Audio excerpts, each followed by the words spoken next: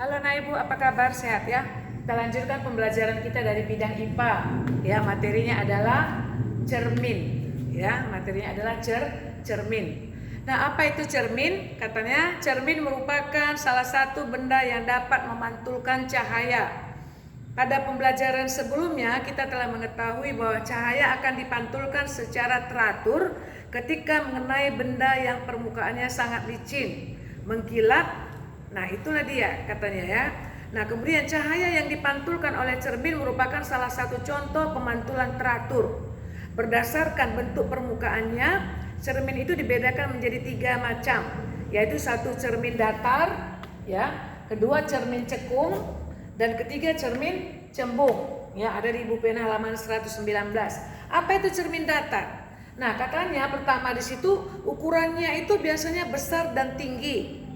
Nah, kedua, kenampakan bayangan berlawanan dengan benda. Misalnya kalau kita lihat dengan tangan kanan kita letakkan di cermin depan, nah terlihat nanti dia tangan kiri.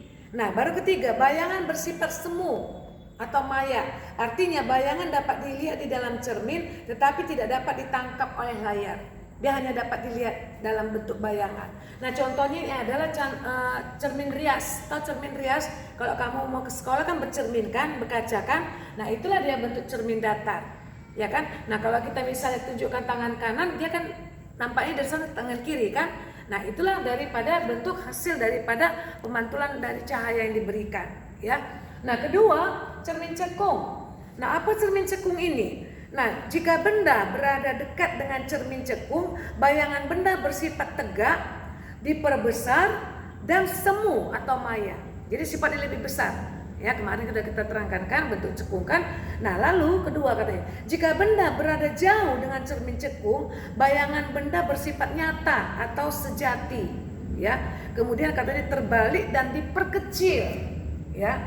Nah, contohnya ini bagian cekung dari sendok. Ya, bagian cekung kan ada sendok, bagian cekungnya. Nah, ketiga, cermin cembung. Apa cermin cembung? Yaitu kenampakan bayangan pada cermin cembung yaitu semu, maya, tegak dan diperkecil dari ukuran benda yang sebenarnya. Ya. Nah, kemudian bagaimana contoh benda yang diberikan oleh cermin cembung? Bagian cembung sendok makanan dan kaca spion. Contohnya, ya kaca spion kan tahu kan? Di sepeda motor. Nah, itulah bagian ya contoh benda cermin cembung ini yaitu bagian cembung, sendok makan dan kaca spion.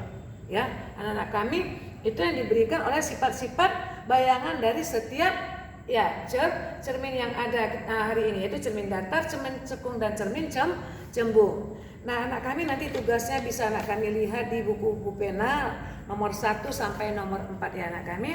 Oke, terima kasih.